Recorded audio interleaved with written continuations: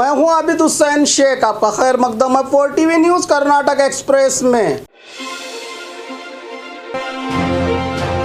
बच्चों की शिक्षा के लिए यूट्यूब चैनल बनाया शिक्षक ने। बीजापुर जिला मुद्देबिहार तालुका के स्कूल टीचर ने इस लॉकडाउन में बच्चों तक सही शिक्षा पहुंचाने के उद्देश्य से यूट्यूब चैनल की शुरुआत की है, जिसमें राज्य के किसी भी हिस्से से शिक्षक पहली कक्षा से 7वीं कक्षा तक स्टूडेंट्स की पढ़ाई से संबंधित वीडियो बनाकर इनके व्हाट्सएप नंबर को भेज सकते हैं।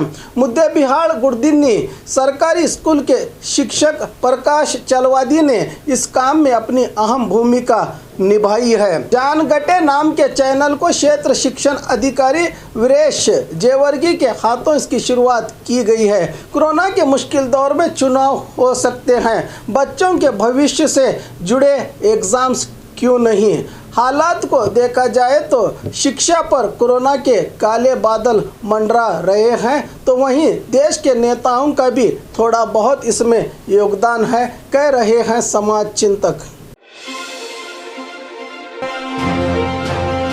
रोजाना 500 लोगों के पेट की भूख बुझाने का काम कर रहा है किसान परिवार। किसान खेत में हल चलाकर लोगों को अनाज खिलाता आया है। आज के इस कोरोना और लॉकडाउन के मौके पर भी किसान अपना कर्तव्य निभाते हुए भूखे लोगों को खाना खिलाने का काम किया जा रहा है। बेलगाम जिला अतनी तालुका में रहे तक्कनवर परिवार जो खेती का काम करके अपने परिवार को चलाते हैं, आज वही लोग रोज़ाना 500 से ज़्यादा खाने के पैकेट्स बनाकर कोरोना वॉरियर्स और ज़रूरतमंदों में बांटने का काम कर रहे हैं। इन्होंने पिछले साल भी लॉकडाउन के मौके पर ज़रूरतमंदों में खाना बांटकर भूखों का पेट भरा था और इस लॉकडाउन की शुरुआत से ही फिर से जनता की सेवा में उतर आया है ये परिवार। इस परिवार के सदस्य धैरप्पा का कहना है कि एक ज़माने में हम भी गरीब हुआ करते थे, लेकिन आज हमें ऊपर वाले ने दूसरों की मदद के लिए चुना है। हमें पता है कि खाली पेट की तकलीफ़ कैसी होती है, इसलिए हमसे जितना हो सकता है उतने लोगों के लिए खाना पहुंचा रहे हैं। हमारा तो मानना है कि मिल बांट कर खाना ही असली धर्म है। इस मामलों को सुलझाकर वारिसदारों की चीज़ों को उनके हवाले किया पुलिस ने। बेंगलुरु नेलमंगला पुलिस ने कार्रवाई करते हुए सभी चोरी डकैती के मामलों को सुलझाते हुए आरोपियों के साथ जब्त किए गए सोने के जेवरात और कीमती सामानों को उनके मालिकों तक सही सलामत पहुंचाया है। पुलिस ने नेलमंगला उप विभाग मादनायकनहल्ली नेलमंगला ग्रामांतर टैमे गुंडलू डबसपेट पुलिस थाना इहाते में आने वाले चोरी और डकैती के 37 मामलों को सुलझाकर इस काम में अपनी अहम भूमिका निभाने वाले पुलिसकर्मियों को प्रशंसा पत्र देकर सम्मान भी किया गया। और 4 दिन तक बीजापुर बंद रहेगा, शशिकला जोड़ले। बीजापुर में मीडिया से बात करते हुए जिला इंचार्ज मिनिस्टर श्रीमती शशिकला जोड़ले ने कहा कि सरकार ने हमें आदेश दिया है कि आने वाले 14 जून तक सुबह 6 से 10 बजे तक ही ज़रूरी चीज़ों में अनुमति देकर अगले 4 दिन तक लॉकडाउन जारी रहेगा। कुछ ही दिन पहले सिटी MLA बसनगौड़ा पाटिल यत्नाल ने DC को लेटर के जरिए अपील की थी कि बीजापुर को खोला जाए। इस पर मंत्री ने कहा कि व्यापारियों और उद्योगपतियों की परेशानी को लेकर MLA ने इस तरफ इनकी फिक्र की है। जिला में कोरोना के मामले भी कम हुए हैं, लेकिन अचानक अनलॉक करने से और बढ़ने का डर रहता है, इसीलिए नियम बदलाव न करते हुए 14 जून तक बीजापुर में लॉकडाउन जारी रहेगा, कहा मंत्री शशिकला जोड़ले ने। KSRTC बस विभाग लगा अनलॉक की तैयारी में, की जा रही है बसेस की सफाई।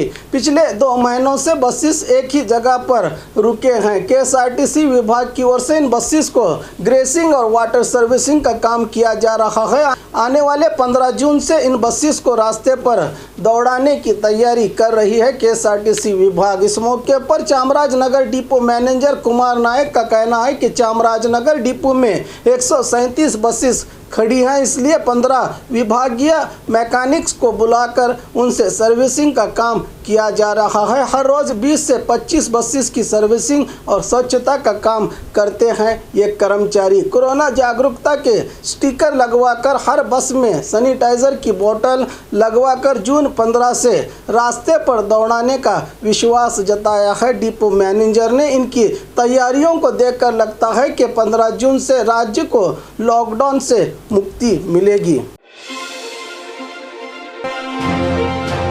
बाल काटने को लेकर सविता समाज और दलित लोगों के बीच झगड़ा। कोप्पड़ जिला यलबुर्गा तालुका के होसल्डी गांव के दो लोग अपने बाल कटवाने के लिए दुकान गए थे। तभी इनसे दुकान मालिक ने दलित लोगों के बाल काटने से मना किया और सविता समाज के लोग जुड़कर दुकान को आए ग्राहक की पिटाई भी किए जाने की बात पता चली है। इसी को देखते हुए पुलिस ने दुकान मालिक के साथ साथ 14 लोगों की गिरफ्तारी की है और कोप्पड़ डीवाईएसपी के नेतृत्व में कार्रवाई करते हुए मामले को सुलझाने में लगी है पुलिस।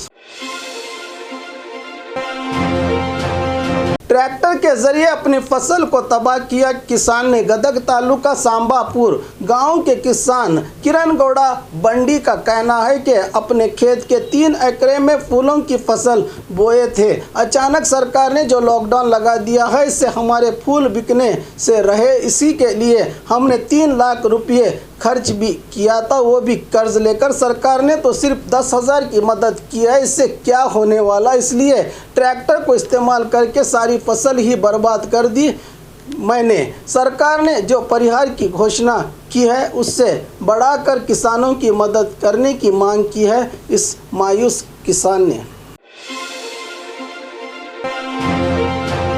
पक्ष भेद भूलकर सीएम उदासी के अंतिम यात्रा में पहुंचे सभी दल के नेता और कार्यकर्ता। हांगल क्षेत्र के विधायक सीएम उदासी का निधन हुआ है। आज उनके शरीर को उनके क्षेत्र हावेरी जिला रानीबेन्नूर को लाया गया, जिसमें पक्षपात भूलकर सभी दल के नेता और कार्यकर्ता भाग लेकर इनकी अंतिम यात्रा में शामिल हुए। कल इनका एज ग्रुप की बीमारी के चलते बेंगलुरु के अस्पताल में निधन हुआ था। आज इनके पार्थिव शरीर को रानीबेन्नूर से होते हुए इनके गांव हांगल को ले जाया गया, जहां पर इनको सरकारी गौरव के साथ इनको अंतिम विदाई दी गई।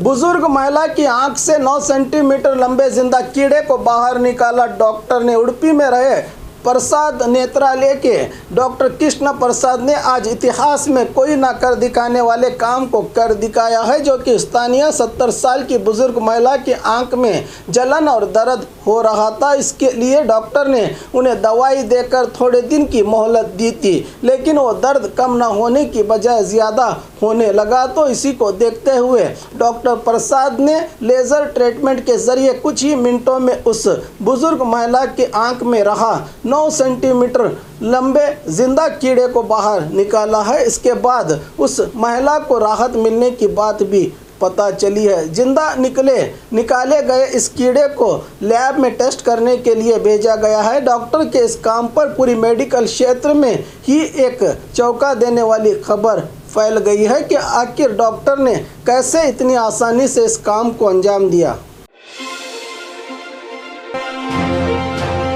कोरोना मरीज पर एम्बुलेंस ड्राइवर ने किया अत्याचार। गुलबर्गा शहर के बिम्स अस्पताल में कोरोना से जूझ रही वेंटिलेटर पर 25 साल की महिला के साथ प्राइवेट एम्बुलेंस ड्राइवर पिंटू ने रात में कोई ना होते देखकर सोई हुई महिला के साथ अश्लील हरकत करने की कोशिश की है। तभी नींद से उठी महिला ने चिल्लाना शुरू किया तो यह आदमी वहां से फरार हो गया। महिला के संबंधियों ने स्थानीय ब्रह्मापुर पुलिस थाने में शिकायत की है। मौके पर पहुंचे पुलिस और अधिकारियों ने मामले को दर्ज करके आरोपी की तलाश में जुटे हैं।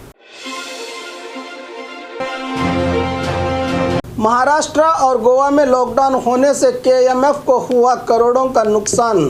कर्नाटका राज्य में सबसे ज़्यादा भैंसों का दूध खरीदने और बेचने में मशहूर रहा बेलगाम केएमएफ को सिर्फ 2 महीने में 3 करोड़ से अधिक का नुकसान हुआ है। कर्नाटका राज्य के साथ साथ गोवा, महाराष्ट्र में भी कोरोना का कहर जारी है और कर्नाटका में भी जनता कर्फ्यू लगाया गया है। इससे संस्था को बड़ा नुकसान हुआ है। पड़ोसी राज्य गोवा के लोग ज़्यादातर बेलगाम की ही दूध और तरकारी को इस्तेमाल करते हैं। और महाराष्ट्र के पुणे को बेलगाम से केएमएफ का दूध सबसे ज़्यादा खरीदा जाता है। लॉकडाउन से पहले गोवा को डेली 50,000 लीटर और पुणे को 35,000 लीटर बेलगाम का केएमएफ दूध दिया करता था। अब स्थानीय लोग इस दूध को नहीं खरीद रहे हैं तो फ़ायदा कहां से होगा, ऐसा कहना है बेलगाम केएमएफ के जनरल मैनेजर प्रकाश मुन्नेरी का।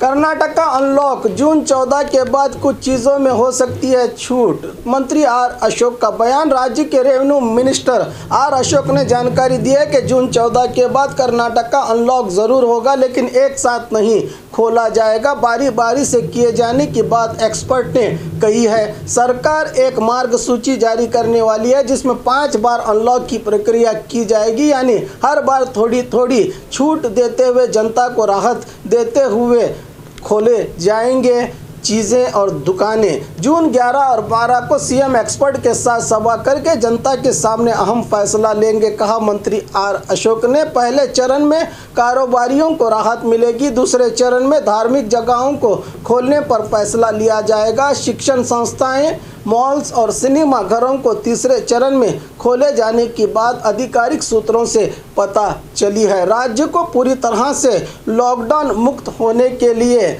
और 2 महीने लग सकते हैं, कहा, ऐसा कहना है आधिकारिक सूत्रों का सरकार की ओर से। केले की फसल को आग लगाई किसान ने। मेहनत से उगाए केले की फसल को सही दाम न मिलने से पूरे खेत को ही आग लगाई किसान ने। यह मामला बीजापुर जिला देवर हिप्परगी में रहे किसान उस्मान साहब का है, जिन्होंने अपने खेत में बड़ी मेहनत से 1200 केले के दरख्त बोए थे। कुल 3 साल से अपने बच्चों की तरह फसल की परवरिश की थी, लेकिन मंडियों में सही दाम न मिलने से परेशान होकर पूरी फसल को ही आग के हवाले कर दिया है। इस किसान ने कोरोना और लॉकडाउन ने अच्छों की ज़िंदगी झिंझोड़ कर रख दी है। और ख़बरों के लिए देखते रहिए 4 TV न्यूज़ कर्नाटक एक्सप्रेस।